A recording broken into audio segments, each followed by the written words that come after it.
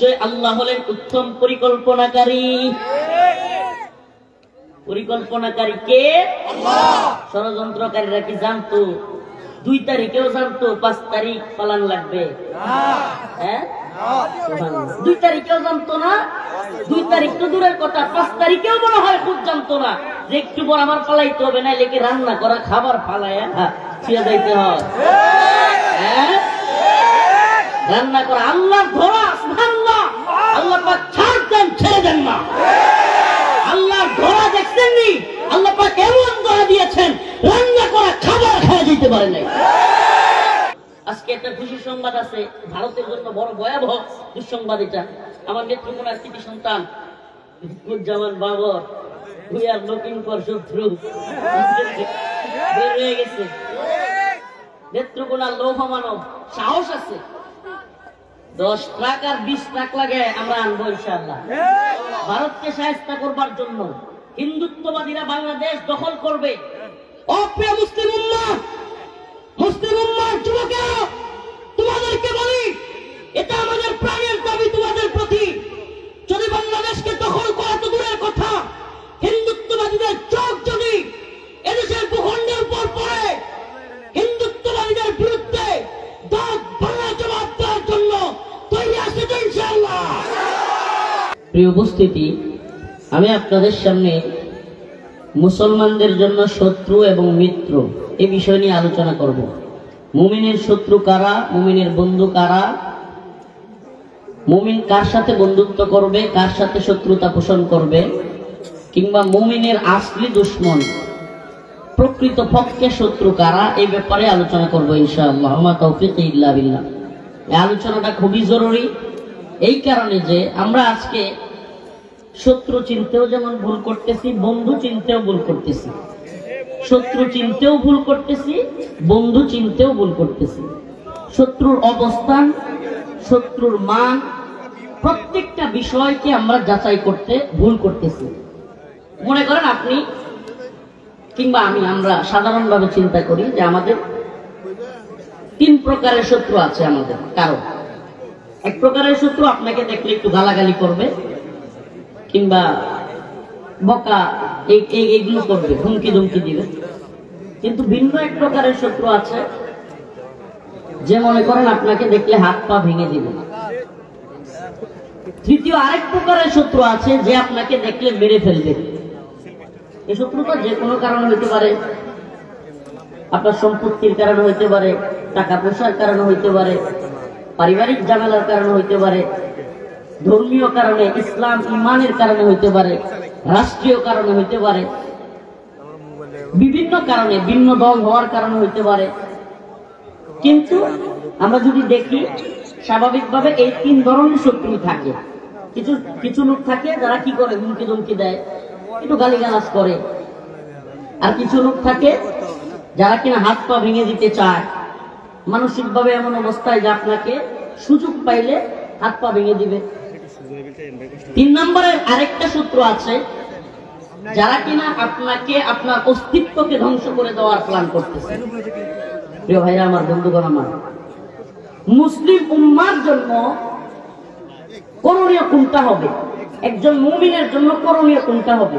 যে আপনাকে একটু বকাঝকা দেয়, এই শত্রুর পিছনে আপনার মেধা, শ্রম, সময় কিংবা সবকিছু ব্যয় করা, এটাই কি বুদ্ধিমানের কাজ হবে? নাকি যে আপনাকে হত্যা করতে চায় তার পিছনে আপনার শ্রম, গাম, সময়, মেধা সবকিছু ব্যয় করবেন? আমি কথা মনে হয় বুঝাইতে পারি না। এক প্রকারের শত্রু আপনাকে দেখলে বকাঝকা দেয়, আমি একবারে চিহ্নিতভাবে বলতে চাচ্ছি না, বকাঝকা দেয়। এই বকাঝকা দেওয়া কিংবা হুমকি ধমকি দেওয়া লোককে ঠিক করতে গিয়া যদি আপনি বেখেয়াল হয়ে যান, যেই শত্রু আপনাকে মেরে ফেলতে চায় সে আপনাকে আক্রমণ করবে, হত্যা করবে।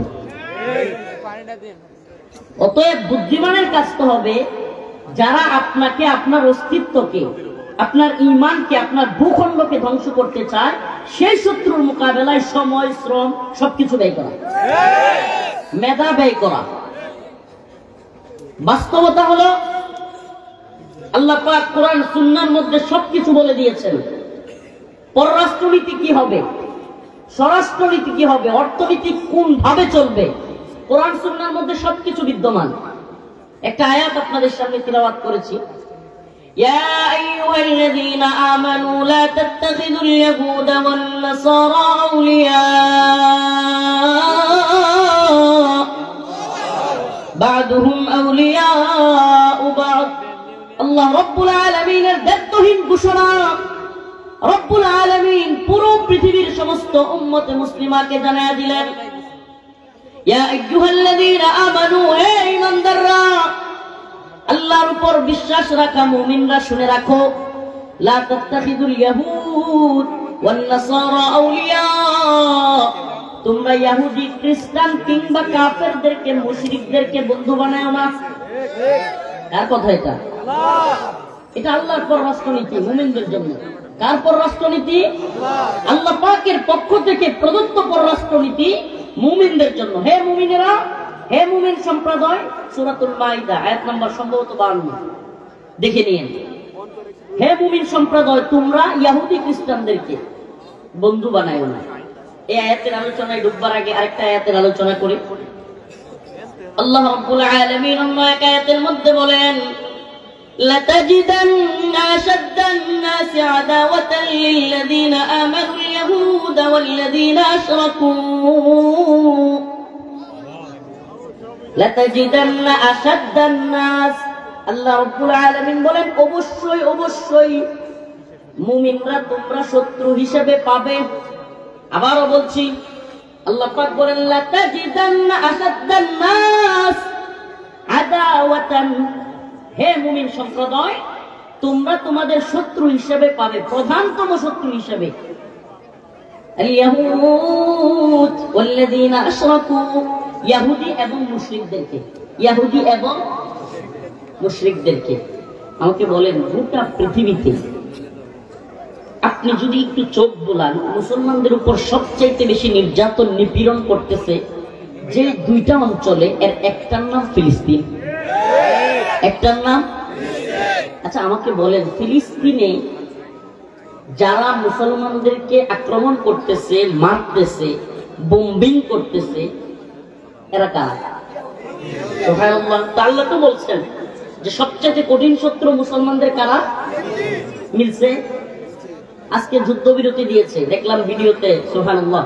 গাজার ছোট্ট ছোট্ট শিশুরা হায় লাফাইতেছে, খুশিতে আনন্দে লাফাচ্ছে, কিন্তু এই লাফালাফি করার সত্ত্বেও ইসরায়েলি এই নেতানিয়াহু তার বম্বিং করা বন্ধ রাখে না। মানে এরা যুদ্ধবিরতি দিয়েও এরা এদের কথা রাখবে না। এদের মধ্যে নিফাক আছে, কলবের মধ্যে মানব। এরা মুসলমানদের সাথে বলবে একটা, করবে আরেকটা। আসলে এই দুশ্মনীটা এটা আপনার আমার সাথে না। যদি কেউ ভৌগোলিকভাবে চিন্তা করে, জীবনেও মিলাইতে পারবে না। জীবনেও ভৌগোলিক চিন্তা করে কিংবা এই গণতান্ত্রিক রাজনৈতিক চিন্তা ভাবনা করে যে আমাদের প্রতি এদের এত বিদ্বেষ কেন, আমরা কি ক্ষতি করছি? মুসলমানরা তো কোনো ক্ষতি করেনি, তাহলে এত বিদ্বেষ কেন? এটা মিলাইতে পারবে না। আল্লাহ পাক বলেছেন, লাতাজিদান্না আশাদ্দান নাস আদাওয়াতান লিল্লাযীনা আমানুল ইয়াহুদা ওয়াল্লাযীনা আশরাকু, ইহুদি খ্রিস্টানদেরকে এবং মুশরিকদেরকে, মুশরিক তোমরা সবচেয়ে কঠিন শত্রু হিসেবে পাবে। আমারে বলেন, ইসরায়েলে কিংবা ফিলিস্তিনে মুসলমানদের উপর অ্যাটাক করলো, মারলো, এই ধর্মের লোক কোন ধর্ম?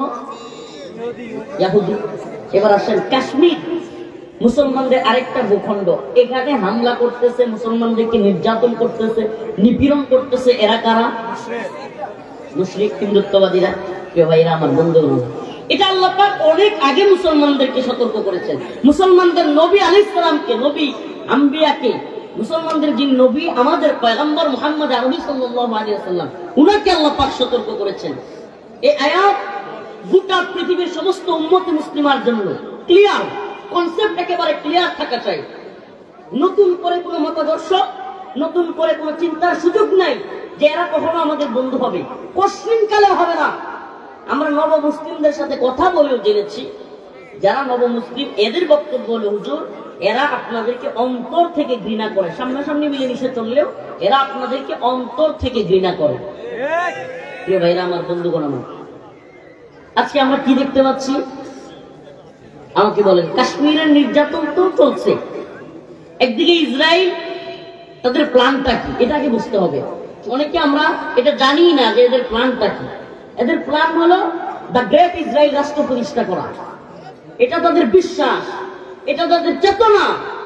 গ্রেট ইসরায়েল রাষ্ট্র গঠন করবে, তার টেম্পল নির্মাণ করবে, আমাদের আকসা যেটা আমাদের মুসলমানদের প্রথম কিবলা, সেই জায়গায় তারা তার টেম্পল নির্মাণ করবে, তাদের উপাসনালয় নির্মাণ করবে, এবং তারা বিশ্বাস করে তাদের মসিহ আসবে। মসিহ কে? দাজ্জাল। মাশাআল্লাহ। মসিহ কে? তারা যাকে মসিহ বলে, তাদের ত্রাণকর্তা বলে, বিশ্ব শাসনের চাবিকাঠি যার হাতে, তারা মনে করে আমরা তাকে, আমাদের কোরআন সুন্নাহ বলে তাকে দাজ্জাল। তারা দাজ্জালের অপেক্ষায় আছে। দাজ্জাল গোটা পৃথিবী শাসন করবে এই অপেক্ষায় আছে, এবং দাজ্জালের হাতে সবকিছুর নিয়ন্ত্রণ থাকবে। নাউজুবিল্লাহ। আস্তে আস্তে আমরা যদিও এটা প্রমাণ পাচ্ছি, ইহুদিবাদীদের হাতে এখন গোটা পৃথিবী নিয়ন্ত্রিত বললেই চলে। আমেরিকান পলিসি বলেন, পলিসি মেকারদের ব্যাপারে বলেন, এদের উপরও নিয়ন্ত্রণ আছে এই ইহুদিবাদীদের। খুব ভয়ঙ্কর ষড়যন্ত্র ইহুদিদের। ইহুদিরা এমন কোন জায়গা নাই, আপনি যদি এইটাই একটু বিবেচনা করেন, ইহুদিবাদী ইসরায়েল এখন পর্যন্ত জাতিসংঘের কোন রুলস নাই যেটা অমান্য করেনি। এমন একটা রাষ্ট্র পৃথিবীতে যেটা এই জাতিসংঘ, ইউনাইটেড নেশন, জাতিসংঘের এমন কোন রুলস নাই যেটাকে পাশ কাটায়া যায় নাই, কোন রুলস মানে না। আচ্ছা আমাকে বলেন, এরপরেও ইসরায়েলে কোন ধরনের শাস্তির মুখে হচ্ছে না। তার মানে এদের পাওয়ারটা আপনি চিন্তা করেন প্রিয় মুসলমান। একেবারে ডিরেক্ট কথায় চলে গেলাম, কোন আকপাশ কথা বলার সুযোগ নেই, সময় কম। আমি বড়রা চলে যাব একটা প্রোগ্রামে। আমার ভাই হাসনাত আব্দুল্লাহ আমাকে একদিন হঠাৎ করে ভয়েস দিয়ে বললেন যে ভাই, আমি কোনো কথা, আমার কথা রাখতেই হবে, আপনার আমার এলাকায় আমি কখনো যাই নাই, আপনাকে আসতেই হবে। এমন ভাবে বলার পরে আল্লাহ পাক এই মানুষগুলোর মাধ্যমে আমি যে কথাটা বলতে চাই, এই কিছু তরুণ যুবকদেরকে দিয়া যে বিপ্লব বাংলাদেশে ঘটাইছে, এই দল আর ওই দল, নেতাগিরি, ক্ষমতার লোভ, লালসাগিরি দলগুলোর থেকে এই যুবকদের ত্যাগ এদেশের জন্য অনেক বেশি। এদেশে আমি দলগুলোর নাম বলতে যাচ্ছি না, কিন্তু এগুলোর শিকড় কোথায়, এরা কুন্ডা কার চেলা, এগুলো আমাদের ভালো জানা আছে। এদের কেউ ভারতের দালালি করে, কেউ আমেরিকার গোলামি করে, কেউ চীনের, কেউ রাশিয়ার, এগুলো আমরা জানি।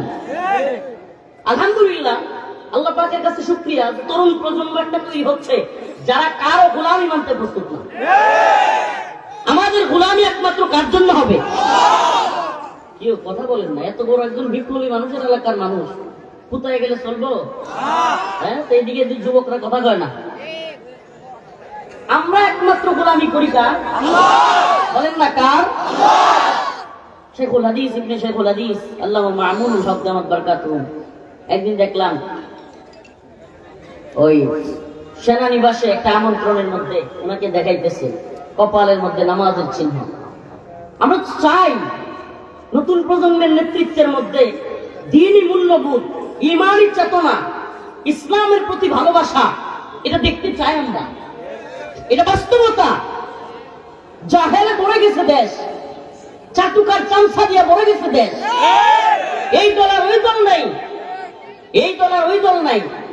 আজকের একটা নিউজ দেখলাম নরসিংদীতে, একটু আগে নিউজটা দেখলাম, নরসিংদীতে এক মাহফিলে আপনার এক দলের যারা মনে করে এখনই মনে হয় ক্ষমতায় এসে বসছে, তারা এই দলের দুই ভাগাভাগি হয়ে মাহফিলের পুরো প্যান্ডেল পুড়ে ফেলছে। নরসিংদীতে কিছুক্ষণ আগে মাহফিলের স্টেজ পুড়ে ফেলছে তারা। কেউ ভাইরা আমার বন্ধুগণ, এগুলো থেকে আল্লাহ পাক আমাদেরকে মুক্ত রাখুক, বলেন আমিন। আরো জোরে বলেন আমিন। এই উপস্থিতি, আমি যে কথাটা বলতে চাচ্ছিলাম, তার টেম্পল নির্মাণ করতে চায় ইসরায়েল, আরেকদিকে এই যে হিন্দুত্ববাদী ভারত, এরা চায় অখণ্ড ভারত প্রতিষ্ঠা করতে। একদিকে ইসরায়েল, দ্য গ্রেট ইসরায়েল রাষ্ট্র গঠন করবে, তাদের মসিহ আসবে, পুরো পৃথিবী তারা দখলে নিবে, ইসরায়েলিদের কথা, ইহুদিদের কথায় গোটা পৃথিবী চলবে, এটা তাদের স্বপ্ন। এজন্য তারা, আমাদের কাছে নিউজ আছে, এজন্য তারা যে কোনো মুহূর্তে, আল্লাহ মাফ করুক, এরা এই যুদ্ধবিরতি খেলা খেলতে থাকবে, যে কোনো মুহূর্তে তারা আল আকসার উপরে আঘাত হানবে এবং আকসাকে ধ্বংস করে দিয়ে তারা সেখানে কার টেম্পল নির্মাণ করবে। এটা তাদের প্ল্যান। এবং আমাদের পার্শ্ববর্তী দেশ ভারত, এই হিন্দুত্ববাদীদের স্বপ্ন হলো অখণ্ড ভারত, রাম রাজত্ব কায়েম করা। অখণ্ড ভারত, বাংলাদেশ, ভারত, পাকিস্তান, নেপাল, ভুটান, শ্রীলঙ্কা, মালদ্বীপ, আফগানিস্তানের কিছু অংশ, এই সমস্ত অঞ্চল নিয়ে অখণ্ড ভারত, যেই দেশ রাম রাজত্বে চলবে, যেই দেশে হিন্দুত্ববাদীরা ব্যতীত অন্যদের ভোটাধিকার থাকবে না, যেই দেশে অন্য ধরনের লোকেরা উপরের কোন স্থানে গিয়ে চাকরি করতে পারবে না, যেই দেশে হিন্দুত্ববাদীরা হবে এক ক্যাটাগরির নাগরিক, এরপরে যারা অন্যান্য যারা এরা সাধারণ নাগরিক বা বিসি, এইভাবে। এই হলো এদের চিন্তা চেতনা। প্রিয় ভাইয়েরা আমার, বন্ধুগণ আমার, প্রিয় মুসলিম উম্মাহ, আমি আপনাদের কাছে, আমাদের কাজটা কি আসলে? আমাদের কাজটা কি? নামাজের কথা, হজের কথা, কুরবানির কথা, রোজার কথা, এগুলো তো বলবোই আমরা। এগুলো তো এই উম্মার কাছে দায় হিসেবে আমাদের দায়িত্ব, পৌঁছাইতে হবে। কিন্তু এটি কি আমাদের আসল কাজ? আমি তো মনে করি আল্লাহ পাক যে উদ্দেশ্যে রাসূলকে পাঠিয়েছেন, কোরআনের যে ঘোষণা তিনি দিয়েছেন, হুয়াল্লাযী আরসালা রাসূলাহু বিল হুদা ওয়া দীনিল হক লিইয়ুযহিরাহু আলাদ দীনি কুল্লিহি ওয়ালাউ কারিহাল মুশরিকুন। আল্লাহ রাব্বুল আলামিন বলেন, আমি আমার পয়গম্বর মুহাম্মদ আরবি সাল্লাল্লাহু আলাইহি ওয়াসাল্লামকে পৃথিবীতে পাঠিয়েছি। হুয়াল্লাযী আরসালা রাসূলাহু বিল হুদা ওয়া দীনিল হক, সত্য দিন দিয়ে, হিদায়াত সহকারে। কেন? লিইয়ুযহিরাহু আলাদ দীনি কুল্লি, সমস্ত দিনের উপর এই দিনকে বিজয় করবার জন্য। বলেন না, কিসের জন্য? সমস্ত দিনের উপর, সমস্ত মতবাদের উপর এই দিনকে বিজয়ী করা। সমস্ত মতবাদ, সমস্ত জাহালত, সমস্ত কুফরি সিস্টেম, শিরকি সিস্টেম, সমস্ত তাগুতি সিস্টেম, সবকিছুকে পরিবর্তন করে একমাত্র আল্লাহর জমিনে আল্লাহর দ্বীনকে প্রতিষ্ঠা করবার জন্যই আমার রাসূলকে আল্লাহ পাক পাঠাইছে। আচ্ছা, ওই কাজটা এখন রাসূল নাই, ওই দায়িত্বটা কি এখন উলামায়ে কেরামের না? আমার কথা কি বুঝাইতে পারতেছি না? বুঝতেছেন আপনারা? ওই দায়িত্বটা কি উলামায়ে কেরামের আছে না? ওই দায়িত্বটাই আমরা পালন করতেছি। সেই দায়িত্বটা কি? এই উম্মাহকে বুঝানো, শত্রু মিত্র চিনানো, এই উম্মাহকে ঐক্যবদ্ধ করা, উম্মার বিজয়ের জন্য, শাহাদাতের জন্য এই উম্মাহকে ঐক্যবদ্ধ করা। যেই বড় শত্রু আমাদের উপর চেপে বসে আছে, এই শত্রু থেকে রক্ষা পেতে হলে এই দলাদলি, এই মতাদর্শিক আদর্শগত চিন্তা চেতনার তাফাররুক, দলীয় তাফাররুক, এই মতবাদ, একে অপরের সাথে হাতাহাতি মারামারি, মুসলমান এটা চলতে পারে না। আমাদেরকে ঐক্যবদ্ধ হতে হবে ঈমানের দাবিতে, আল্লাহর জন্য, দ্বীনের জন্য, এই ভূখণ্ড রক্ষা করবার জন্য। এই কনসেপ্ট প্রত্যেকটা মানুষের অন্তরে ধরায় দেওয়া, এটা দায়িত্বের দায়িত্ব। প্রিয় হাজিরিন, প্রিয় উম্মাহ, প্রিয় জাতি, আল্লাহ পাকের কথা ক্লিয়ার বোঝার চেষ্টা করবেন। আল্লাহ বলেছেন, তোমাদের কঠিন শত্রু হলো ইহুদি এবং মুশরিকরা। আমরা একদিকে তার টেম্পল নির্মাণ করবার জন্য ইহুদিদেরকে তৈরি দেখতেছি, আরেকদিকে অখণ্ড ভারত রাম রাজত্ব প্রতিষ্ঠার জন্য হিন্দুত্ববাদীদেরকে দেখতেছি। প্রিয় মুসলমান, আমি জানতে চাই, বাবরি মসজিদ ভেঙ্গে গুড়িয়ে দেওয়া হয়েছে, আপনারা কি এটা জানেন? কারা করছে এটা? শুধুমাত্র ভেঙ্গে চুরমার করে নাই, বাবরি মসজিদের জায়গায় রাম মন্দির নির্মাণ করছে। করছে কি করে নাই? প্রিয় হাজিরিন, যারা আমাদের বাবরি মসজিদ ভেঙে রাম মন্দির নির্মাণ করেছে, আল্লাহ না করুক এরা যদি সুযোগ পায় বাইতুল মুকাররম ভেঙ্গেও মন্দির বানাবে না। আমার কথা বুঝতেছেন? করবে কি করবে না? আপনাকে আরেকটা নিউজ দেই, আমরা এই নিউজগুলো জানিও না, পড়িও না, শুনতেও চাই না। আমাদের ওই কাশ্মীরের কিংবা ইসরায়েলের ফিলিস্তিনের গল্প একটু পরে হবে। একেবারে কাছাকাছি আসেন, আসাম, বাংলাদেশ সীমান্তের খুব কাছাকাছি আসাম। আসামে মুসলমানদের ঘর বাড়ি প্রায় প্রতিদিন বুলডোজার দিয়ে ঘুরিয়ে দেওয়া হচ্ছে। মুসলমানদের মাদ্রাসাগুলো বুলডোজার দিয়ে ঘুরিয়ে দেওয়া হচ্ছে, মসজিদগুলো বুলডোজার দিয়ে ঘুরিয়ে দেওয়া হচ্ছে। বাঙালি বাঙালি বলে মুসলমানদেরকে আসাম থেকে তাড়িয়ে দেওয়ার প্ল্যান করা হচ্ছে খুব কাছে। এবার আসেন আমাদের দেশ নিয়ে। তাদের একটা সাজানো গুছানো পুতুল ছিল বাংলাদেশে, যেটা ৭৫ পরবর্তী ৬ বছরে একেবারে ভারতের মোস্ট প্ল্যানে তারা এই পুতুলটাকে তৈরি করেছিল।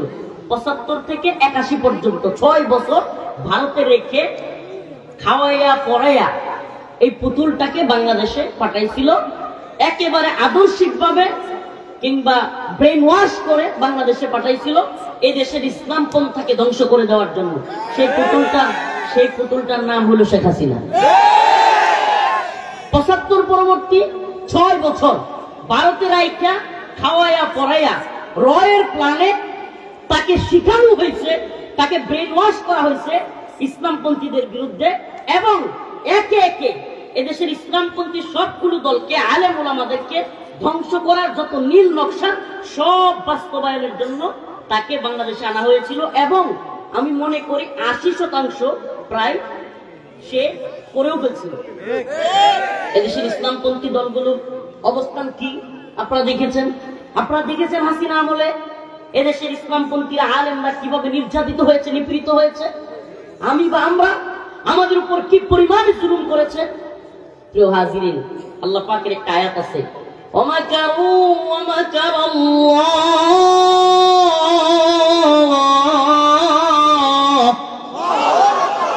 ওয়াল্লাহু খায়রুল মাকিরিন। সুবহানাল্লাহ। আল্লাহ বলেন ওয়ামাকারু ওমাকারাল্লাহ ওয়াল্লাহু খায়রুল মাকিরিন। আল্লাহ রাব্বুল আলামিন আমাদেরকে বলতে চান, ও দুনিয়ার ষড়যন্ত্রকারীরা, এই দুনিয়ার ষড়যন্ত্রকারীরা ষড়যন্ত্র করে। আল্লাহ বলেন আল্লাহু খায়রুল মাকিরিন, নিশ্চয় আল্লাহ হলেন উত্তম পরিকল্পনাকারী। পরিকল্পনাকারী কে? আল্লাহ। ষড়যন্ত্রকারীরা কি জানতো 2 তারিখেও জানতো 5 তারিখ পালান লাগবে?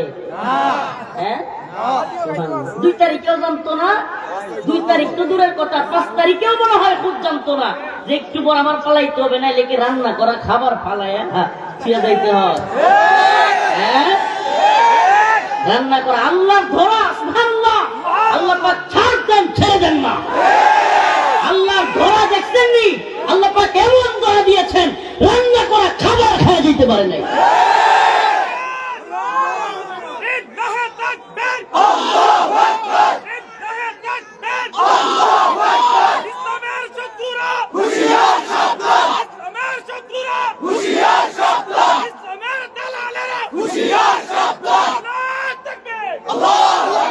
আমি তো মনে করি এর চাইতে বড় শিক্ষা জালেমদের জন্য আর কিছু হতে পারে না। এর থেকেও যদি নতুন করে কেউ জালেম হওয়ার চিন্তা ভাবনাও করে, আমি একটা কথা প্রায় প্রোগ্রামে বলে থাকি, আজকেও বলি আমার প্রিয় ভাইকে সামনে নিয়ে, আমি একটা কথা প্রায়ই বলি, হাসিনা পালায়া যাওয়ার দৃশ্য এর চাইতে আরামদায়ক শান্তিদায়ক আর কিছু হইতে পারে না। কিন্তু আমি তার চাইতেও বড় খুশি বাংলাদেশের যুব সমাজ ফিলিস্তিনিদের মতো কামানের সামনে, বন্দুকের নলের সামনে বুক পেতে যেতে শিখছে। কেন খুশি জানেন? কারণ এটা নতুন করে কোন জালেম হওয়ার বা জালেমদের জন্য এটা একটা শিক্ষা। আমি তো মনে করি খুব বেশি দিন যাবে না, এটা আমি একটা আমার ব্যক্তিগত অ্যানালাইসিস, আমি দল মত কারো নাম বলবো না, কিন্তু খুব বেশি দিন যাবে না, আল্লাহ না করুক, নতুন কোন জালেমের বিরুদ্ধে আপনাদেরকে ঐক্যবদ্ধ হওয়া লাগতে পারে। এই জন্য একটা কথা কি জানেন, আমার সবচেয়ে খুশির কারণটা এটাই যে উম্মার যুবকেরা জালিমদের বিরুদ্ধে চোখে চোখ রেখে কথা বলতে শিখছে। আলহামদুলিল্লাহ যে ভারত সহ পৃথিবীর সমস্ত জালেমদেরকে আমাদের দেখা দেওয়ার সময় এসছে। আমরা মুহাম্মদ বিন কাসিমের উত্তর শুনি, আমরা সুলতান মাহমুদ গজনবীর উত্তর শুনি, আমরা সালাউদ্দিন আইয়ুবীর উত্তর শুনি। রাজি আছেন তো ইনশাআল্লাহ? ভারত আমাদেরকে হুমকি ধমকি দেয়, মাঝে মাঝে বলে চট্টগ্রাম দখল করবে, মাঝে মাঝে বলে কুমিল্লা দখল করবে। কুমিল্লা দখল করতে দিবেন? হ্যাঁ, কাঁটাতারের বেড়ায় মাঝে মাঝে ঝাঁকুনি দেয় মুসলিম উম্মাহ। ও প্রিয় মুসলিম উম্মাহ, প্রিয় যুব সমাজ, তোমাদেরকে বলি, তৈরি থাকো, শাহাদাতের তামান্না নিয়ে তৈরি থাকো। এমন এক তামান্না, যে তামান্নায় ভারত কেন, আল্লাহ বলেছেন গোটা পৃথিবীর কোন সুপার পাওয়ারও মুসলমানদেরকে হারাতে পারবে না। এজন্য আমি বলি, সুপার পাওয়ার সির্ফ আল্লাহ, লা ইলাহা ইল্লাল্লাহ। সুপার পাওয়ার সির্ফ আল্লাহ, লা ইলাহা ইল্লাল্লাহ। সুপার পাওয়ার কে? আল্লাহ। সুপার পাওয়ার তো সির্ফ আল্লাহ, লা ইলাহা ইল্লাল্লাহ। পৃথিবীর কোন পাওয়ারের যদি শক্তি থাকতো সব মুসলমানদেরকে দখলে নেওয়া, তাহলে আফগানে রাশিয়া আমেরিকা সফল হইতো। সফল হয়েছে না ব্যর্থ? সফল হয়েছে না ব্যর্থ? ভারত যদি বাংলাদেশ নিয়ে কোনো চিন্তা করে, আমি মনে করি হয়তো আমরা শহীদ হব, হয়তো আমাদের প্রজন্ম অনেকেই শহীদ হবে, কিন্তু বিইذنিল্লাহ কাম মিন ফিয়াতিন ক্বালিলা গালাবাত ফিয়াতান কাসীরাতান বিইذنিল্লাহ। আল্লাহ পাকের ঘোষণা অনুযায়ী বিজয়ী আমরাই হব। বিজয়ী কারা হবে? আমরা। হয়তো আমরা শহীদ হব, কিন্তু আমাদের পরবর্তী প্রজন্ম এই বিজয়ের নায়ক হবে ইনশাআল্লাহ। শাহাদাতের তামান্না নিয়ে প্রস্তুত আছেন তো? আমার বক্তব্য প্রথম থেকে নিয়ে আমি চেষ্টা করতেছিলাম এটাই, হে প্রিয় মুসলিম উম্মাহ, আমি যেই শত্রুর কথা তোমাদেরকে বুঝাইতে চেয়েছি এতক্ষণ, যেই শত্রু আমাদেরকে, আমাদের দেশকে, আমাদের ইসলামকে, সবকিছুকে ধ্বংস করতে চায়, এই শক্তিটাই হলো বর্তমানে বাংলাদেশের জন্য, এই অঞ্চলের মুসলমানদের জন্য সবচাইতে ভয়াবহ শত্রু হলো হিন্দুত্ববাদী ভারত। এই হিন্দুত্ববাদী ভারত আমাকে, আপনাকে, আপনার আমার দেশকে, ঈমানকে, দ্বীনকে, সবকিছুকে মাটিতে মিশিয়ে দেওয়ার জন্য এরা প্রস্তুত হচ্ছে। প্রিয় ভাইরা আমার, প্রিয় উম্মাহ, সীমান্তের বিভিন্ন কাঁটাতারের বেড়ায় আজকে বিভিন্ন সীমান্তে এরা, ওই যে কিছু প্রতিবেশী আছে না, গায়ে পাড়া দিয়া ঝগড়া বাজায়, কিছু প্রতিবেশী থাকে না যে গায়ে পাড়া দিয়া কি করে ঝগড়া বাজায়, এইরকম গায়ে পাড়া দিয়া ঝগড়া করা প্রতিবেশীদের মতো আচরণ করতেছে এই হিন্দুত্ববাদী ভারত। এরা আমাদেরকে যুদ্ধ যুদ্ধ ভয় দেখায়। কি করে? এদের মিডিয়ায় দেখলাম কয়েকদিন আগে একটা নিউজ দেখলাম, এদের মিডিয়ায় এদের কতগুলো কামান আছে, বিমান আছে, এরপরে যুদ্ধ জাহাজ আছে, সাবমেরিন আছে, বাংলাদেশের কয়টা আছে, এগুলোর হিসাব দিতেছে। পৃথিবীর ইতিহাস সাক্ষী, এগুলোর হিসাব মিলে যুদ্ধের জয় পরাজয় নির্ধারিত করা যাবে। আমি যদি রসুলের ভাষায় বলি, আল্লাহ রসুল বলেছেন ইমানদাররা হলো জিন্দা, ইমানদাররা জিন্দা, আর কাফেররা হলো মুর্দা। কাফেররা কি? ইমানদার। আমার রসুল বলেছেন। আচ্ছা বলেন তো, পুরা মাঠ যদি মুর্দা দিয়া ভরপুর আর একজন জিন্দা লোক, ওই পুরা মুর্দারা মিলে জিন্দার কি ক্ষতি করতে পারবে? হ্যাঁ, তাইলে ইমানদাররা কি? জিন্দা। ইমানদাররা বলেন না, ইমানদাররা। অতএব জিন্দা ইমান নিয়া ঝাঁপায়া পড়লে 313 জন হাজারো অস্ত্র শস্ত্রের বিরুদ্ধে বদরে বিজয়ী হয়েছিল না হয় নাই? ছোট্ট তালেবান যোদ্ধারা অল্প একটা বাহিনী নিয়ে, তালিব শব্দের অর্থ ছাত্র, তালেবান মানে ছাত্রদের দল, এই ছাত্রদের দল রাশিয়া আমেরিকাকে হারাইছে না হারায় নাই? সিরিয়ায় বাশার আল আসাদ, হাফিজ আল আসাদ, বাকপুতের ক্ষমতা 54-55 বছরের সব ধ্বংস ছোট্ট মুজাহিদের দল করছে না করে নাই? বাংলাদেশে আমাদের এই তরুণ প্রজন্ম হাসিনার 16 বছরের গদি নাড়াইছে না নাড়ায় নাই? সব কিছু মিলে দেখেন তো, অস্ত্র শস্ত্র আর বাহিনী দিয়া বিজয়ী হওয়া যায় না? হওয়া যায় না। বোঝা গেল বাহিনী দিয়া বিজয়ী হওয়া যায় না, বরং আদর্শিক ভাবে যারা সঠিক থাকে তারাই বিজয়ী হয়। আদর্শিক সঠিক হওয়া এটা খুব কঠিন জিনিস, মারাত্মক জিনিস। 10 জন আদর্শিক মানুষ, 10 জন আদর্শিক মানুষ পুরো পৃথিবীকে বিপ্লব ঘটাই দিতে পারে, পুরো পৃথিবীর সিস্টেমকে পরিবর্তন করে দিতে পারে। আদর্শ খুব কঠিন জিনিস। আদর্শ এমন এক জিনিস, যদি কোনো ব্যক্তি আদর্শিক হয়, সে চাকর হইতে পারে, তার মনিব তার আদর্শ গ্রহণ করতে বাধ্য। সে কর্মচারী হইতে পারে, তার পুরো ফ্যাক্টরির মালিক তার আদর্শ গ্রহণ করতে বাধ্য। অতএব আমরা ইসলাম নামক এমন এক আদর্শ পেয়েছি, গোটা পৃথিবী যে আদর্শের সামনে মাথা নত করতে বাধ্য। প্রিয় ভাইরা আমার, বন্ধুগণ আমার, আলোচনা লম্বা করবার সুযোগ নেই। আমি আপনাদেরকে যে মেসেজটা দিতে চাইলাম, মেসেজটা হলো এই উম্মতকে এখন বুঝা, এই জাতিকে এখন বুঝা যে আমাদের সবচাইতে বড় শত্রু, যে শত্রু আমাদেরকে, আমাদের দেশকে, আমাদের ঈমানকে, আমাদের দ্বীনকে ধ্বংস করে দিতে চায়, আমাদের আদর্শ থেকে আমাদেরকে একেবারে মূলোৎপাটন করতে চায়, এই শত্রুর নাম হলো হিন্দুত্ববাদী ভারত। এই শত্রুর বিরুদ্ধে সতর্ক থাকতে হবে। দলাদলি, কাদা চোরাচুরি, একে অপরের বিরুদ্ধে দাঁড়ানো এখন মুসলমানদের কাজ নয়, মুমিনদের কাজ নয়। ঐক্যবদ্ধ হওয়া। মুসলিমদেরকে বলবো, প্রিয় যুবকদেরকে বলবো, এখন ঐক্যবদ্ধ হওয়ার সময়। ঐক্যবদ্ধ হব কেন? ঈমানের জন্য, দ্বীনের জন্য, এই ভূখণ্ড রক্ষা করবার জন্য। এই তরুণ প্রজন্মের যে ভাইরা আছে, এই ভাইদের কাছে আমাদের আহ্বান থাকবে এবং আপনাদের প্রতিও আমাদের মেসেজ থাকবে। যেহেতু ইউটিউবাররা অনেকে আছে, এই কথাগুলো যাবে তাদের মাধ্যমে, সকলের প্রতি আমার একটা মেসেজ থাকবে। যে ছেলেগুলো আমাদেরকে বিজয় এনে দিল, আপনাদের এলাকার ছেলে বলে বলছি না, সব যারা এই কাজটা করেছে তাদেরকে বিতর্কিত করা, তাদেরকে হেয় করা, এটা একটা নতুন ট্রেন্ডিং, যেটা আওয়ামী লীগ এবং তাদের দূষররা প্ল্যান করে করতেছে। কারণ এই বিপ্লবের সৈনিকদেরকে যদি মাইনাস করা যায়, এদেরকে যদি মেন্টালি কিংবা এদের সে আদর্শিক জায়গায় যদি এদের আঘাত করা যায় যে এরা দুর্নীতিবাজ, এরা এইটা, এরা ওইটা, তাহলে তারা যে ঠিক ছিল, আওয়ামী লীগ সঠিক ছিল, এটাকে মানুষের সামনে প্রমাণ করা সহজ হবে। আপনাদের কি আমি কথা বুঝাইতে পারছি? যারা এই বিপ্লবের অগ্রসেনানী, এই বিপ্লবে যারা একেবারে ফ্রন্ট লাইনে ছিল, প্রথম কাতারে ছিল, এদেরকে যদি দুর্নীতিবাজ, ভণ্ড কিংবা এরা খারাপ মানুষ, এটা জাতির সামনে প্রমাণ করা যায়, তাইলে আমরা ভালো ছিলাম, নাউজুবিল্লাহ, মানে আওয়ামী লীগ ভালো ছিল, এটা আওয়ামী লীগ প্রমোট করতে পারবে। এই চেষ্টাটা আওয়ামী লীগ করতেছে, এটা আওয়ামী লীগের দূষণরা করতেছে। এবং এমন অনেক লোককে দেখা যাচ্ছে যারা অন্যান্য দলের, কিন্তু এরাও এই ছাত্র ভাইদের বিরুদ্ধে বিভিন্ন ধরনের উচ্চারণাতে লিপ্ত। প্রিয় জাতি, প্রিয় এলাকাবাসী, আপনাদের প্রতি আমাদের একটা মেসেজ থাকবে। আচ্ছা বলেন, হাসিনা এমন কোন সেক্টর নাই যে সেক্টরে আমাদেরকে জুলুম করে নাই? আমাদের মাদ্রাসা ছাত্রদেরকে গুলি করে মারছে কি মারে নাই? স্কুলের ছোট ছোট বাচ্চাদেরকে গুলি করে মারছে কি মারে নাই? আলেম উলামাদেরকে মামলা দেয় কি দেয় নাই? শত শত আলেমদেরকে রিমান্ডের নামে নির্যাতন করছে না করে নাই?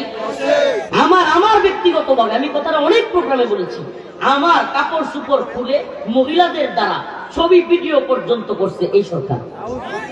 আমাকে বলেন, এই সরকার আলেমদেরকে রিমান্ডের নামে নির্যাতন করছে কি করে নাই? আওয়ামী লীগ কিংবা হাসিনা সরকার দেশের সর্বজন শ্রদ্ধেয় আলেমকে কারাগার থেকে হত্যা করে বের করছে কি করে নাই? দেশের টাকা বিদেশে পাচার করছে কি করে নাই? দেশকে ভারতের গোলাম বানাইছে কি বানায় নাই? এত এত অপরাধ।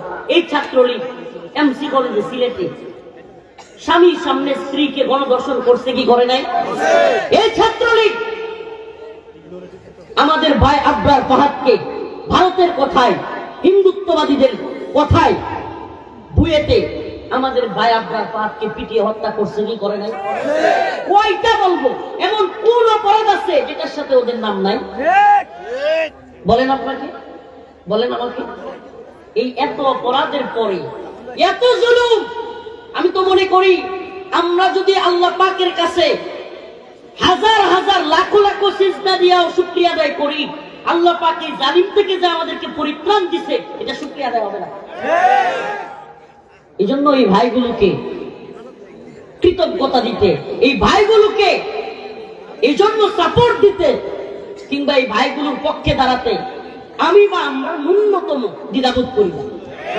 ওই জালেমদেরকে প্রতিহত করবার জন্য তারা যে রিস্কটা নিয়েছে, আজকে আপনাদের সন্তান আসাদ আব্দুল্লাহকে আপনারা নাও পাইতে পারতেন, সে শহীদ হয়ে যেতে পারত, নাও পাইতে পারতেন, কিন্তু জীবনের রিস্ক নিয়ে যে সমস্ত ছেলেরা, যে সমস্ত তরুণ তুর্কিরা আমাদেরকে এই হাসিনা নামক, আওয়ামী লীগ নামক ভয়ঙ্কর জালেমদের থেকে এই দেশকে আল্লাহ পাক যাদের মাধ্যমে রক্ষা করলেন, আজকে তাদের বিরুদ্ধে উৎসাহ ওঠানো, আজকে তাদের বিরুদ্ধে ভিন্ন ষড়যন্ত্র খেলার মধ্যে তাদেরকে গুটির মধ্যে ফেলে দেওয়া, এই সমস্ত কাজে আমরা যেন কেউ শরীক না হই ইনশাআল্লাহ।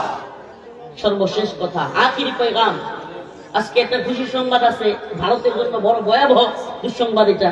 আমার নেত্রকোনার কৃতি সন্তান Zaman Babar, we are looking for শত্রু, বের হয়ে গেছে। নেত্রকোনার লৌহ মানব, সাহস আছে, 10 ট্রাক আর 20 ট্রাক লাগে আমরা আনবো ইনশাআল্লাহ। ভারতকে সাহায্য করবার জন্য হিন্দুত্ববাদীরা বাংলাদেশ দখল করবে।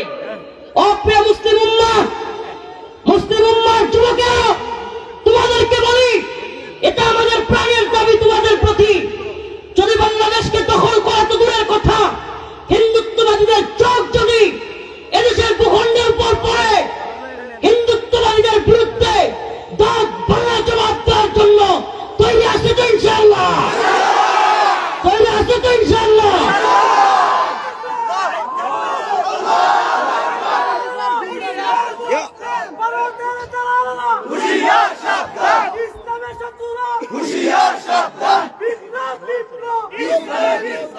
আল্লাহ রাসূলের একটা হাদিস বলে শেষ করছি, ইসবাতান মিন উম্মতি, ইসবাতান মিন উম্মতি আহরাজাহুম আল্লাহু মিনান নার, ইসাবাতুন তাগজুল হিন্দা ওয়া ইসাবাতু মা ঈসা ইবনে মারইয়াম। সুবহানাল্লাহি ওয়া বিহামদিহি। আল্লাহ রাসূল বলেছেন, এটা অস্বীকার করার সুযোগ নাই। কেন নাই? কারণ এমন এক ব্যক্তি বলেছেন যার 2 চুটের মাঝখান দিয়া জীবনে কোনোদিন মিথ্যা বের হয় না। সুবহানাল্লাহ। এটা শুধু আমরা স্বীকার করি না, মক্কার কাফের মুশরিকরা পর্যন্ত এই কথা স্বীকার করত। আমাদের রাসূলকে তারা পাগল বলতো, জাদুকর বলতো, গণক বলতো, কিন্তু কোনদিন মক্কার কাফেররা মিথ্যাবাদী বলে নাই। আমার সেই রাসূল বলেছেন, ইসবাতান মিন উম্মতি আখরাজাহুম আল্লাহু মিনান নার, ইসবাতুন তাগজুল হিন্দা ওয়া ইসবাতু মা ঈসা ইবনে মারইয়াম। আমার উম্মতের 2টা দলের সাথে যুদ্ধ হবে, আর এই 2টা দল আমি তাদেরকে জাহান্নাম থেকে মুক্তি ঘোষণা দিলাম। একটা দল ইসবাতুন তাগজুল হিন্দা, হিন্দুস্তানের সাথে মুসলমানদের এক ভয়াবহ যুদ্ধ হবে, সেই যুদ্ধে শরীক হওয়া মুজাহিদ, সেই দলটা। প্রিয় হাজিরিন, আখিরি পয়গাম, সেই দলে আমরা শরীক হইতে রাজি আছি তো ইনশাআল্লাহ? মুসলিমদের দলে শরীক হইতে প্রস্তুত আছি তো ইনশাআল্লাহ? লিল্লাহি তাকবীর, লিল্লাহি তাকবীর। এই দিল্লি না ঢাকা,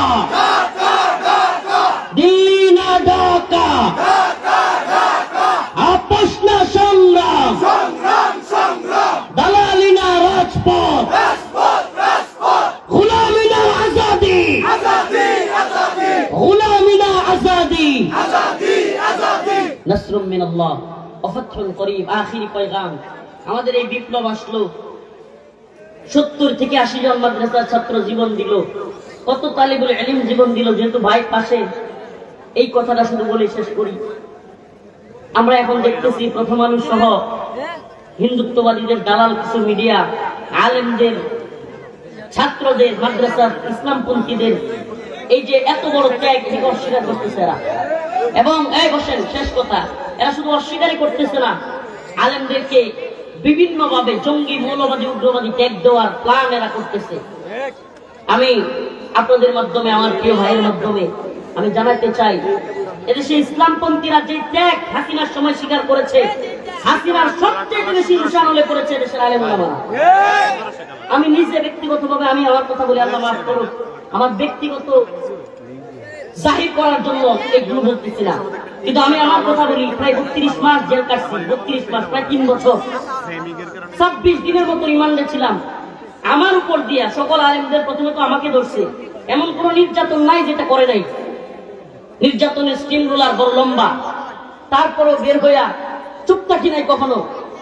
ভাইরা যখন ডাক দিছে, ওনারা হয়তো দেখছে কিনা ভিডিওতে, আমি সর্বপ্রথম এমন এক ছেলে যে কিনা লাইভে আইসা আলেমদেরকে, মাদ্রাসা ছাত্রদেরকে ডাক দিয়া বলছি, সবাই বের হয়ে আসো। এখন শাহাদাতের সময় ডাকাতে বাড়ি থেকে ঢাকার দিকে আসার পথে ছাত্রলীগের হামলার শিকার হয়েছি। যেখানে হামলার শিকার হয়েছি ওখানে ছাত্রদেরকে নিয়ে ওদেরকেও হামলা করছি। থাইমা থাকি নাই। আমাদের ক্ষমতার দরকার নেই, আমাদেরকে অমুক পদ দেন, তমুক পদ দেন, এটা আমাদের চাওয়াও না। কিন্তু দেখতেছি রাষ্ট্রের নতুন করে, রাষ্ট্রের গুরুত্বপূর্ণ স্থানে আবার গাদ্দাররা ঢুকে যাচ্ছে। এটা দেখতেছি গাদ্দাররা আবার গাদ্দারি করতেছে। আমাদের পদের দরকার নাই, আমরা পথ এই তন্ত্রমন্ত্রের পথ চাই না, কিন্তু যদি ক্ষমতা লোভী হইয়া আবারও কেউ ভারতের গোলামি কিংবা আমেরিকার গোলামি করবার চিন্তা করে, গোলামদেরকে লাঠি দিয়ে নামাইতে পারি আমরা। আব্দুল হামিদ খান বাসানি উনি বলেছিলেন, পিন্ডি ছেড়েছি দিল্লির গোলামির জন্য না। আমরা তো বলি পিন্ডি ছেড়েছি, দিল্লি ছেড়েছি, ওয়াশিংটনের গোলামির জন্য না। আমরা আল্লাহর গোলামিতে বিশ্বাসী। নতুন করে কেউ আমাদের সাথে গাদ্দারি করবে, মুনাফিকি করবে, এদেশে ইসলামপন্থীদের অবদানকে অস্বীকার করবে, আমরা চুপ থাকবো না, আমরা চুপ থাকবো না। অতএব আপনাদের প্রতি আমাদের বিনীত অনুরোধ থাকবে, এদেশে ইসলামপন্থীরা আপনাদেরকে ভালোবাসে। বলেন না, বন্যায়, দুর্যোগে, দুর্বিপাকে সবার আগে কারা আপনাদের পাশে দাঁড়ায়? সত্যি বলবেন। এই আলেমরা পাশে দাঁড়ায়। সারা দেশে আলেমরা মানুষের ঘরে ঘরে খান, ঘরে ঘরে টাকা পয়সা পৌঁছায় দেয়, খায়া না খায়া এই কাজগুলো করে যায় আলেমরা। আলেম সমাজকে ভুল বুঝবেন না। আলেমদের সবাই ভালো এটাও বলছি না, সবাই খারাপ তাও তো না, কিন্তু আলেমবিহীন সমাজ কখনোই কল্পনাও করা যায় না। আলেমবিহীন সমাজ যেন ইসলামবিহীন সমাজ, কেননা আলেমদের ছাড়া আপনি মাসআলা মাসাইল ফতোয়া কার থেকে নেবেন? অতএব আলেমদের প্রতি বিদ্বেষ তৈরি করা, আলেমদেরকে জঙ্গি মৌলবাদী ট্যাগ দেয়া, এটা একটা ভারতীয় চক্রান্ত, এটা আমেরিকান চক্রান্ত। এই চক্রান্ত থেকে আল্লাহ আমাদেরকে হেফাজত করুক, বলে না আমি। এবং সর্বশেষ কথা, বিপ্লব ধরে রাখা, বিপ্লব করার চাইতে আরো কঠিন। এই বিপ্লবকে ধরে রাখবার জন্য আমাদেরকে ঐক্যবদ্ধ থাকতে হবে, স্বতঃস্ফূর্তভাবে আমাদেরকে ওই বিপ্লবের যারা অগ্রনায়ক তাদেরকে সাপোর্ট করতে হবে। আল্লাহ পাক আমাদের সবাইকে ইসলামিক বিপ্লবের জন্য কবুল করুক, বলে না আমিন। কোরআনের বিপ্লবের জন্য কবুল করুক, বলে না আমিন। সুবহানাল্লাহ।